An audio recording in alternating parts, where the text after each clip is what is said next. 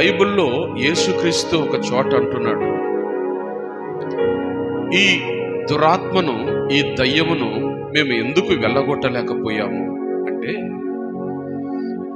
అది ప్రార్థన వలననే తప్ప దేని వలన ఆ దయ్యము వెళ్ళదు అనేటటువంటి సంగతి యేసుక్రీస్తు తన శిష్యులకు బోధించినట్టు మనం చూస్తూ ఉన్నాం.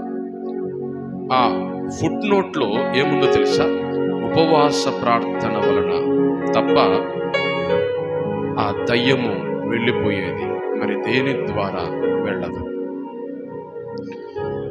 అనేకుల జీవితాల్లో మొండి దయ్యాలు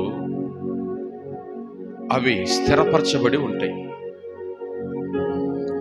మొండి అలవాట్లు, మారనటువంటి పరిస్థితులు ఉంటూ ఉన్నాయి. మార్పు చెందనటువంటి కఠినమైనటువంటి పరిస్థితులు ఉంటున్నాయి. ఆ కఠినమైనటువంటి పరిస్థితులు మారాలంటే, ఆ మొండి దయ్యాలు వెళ్ళిపోవాలంటే తప్పకుండా ఉపవాసం ఉండాలి. ఉపవాసం ఉండి ప్రార్థన చేసిన ఎడల తప్పకుండా పాతుకుపోయినటువంటి మొండి దయ్యములు, దురాత్మలు వెళ్ళిపోతున్నాయి.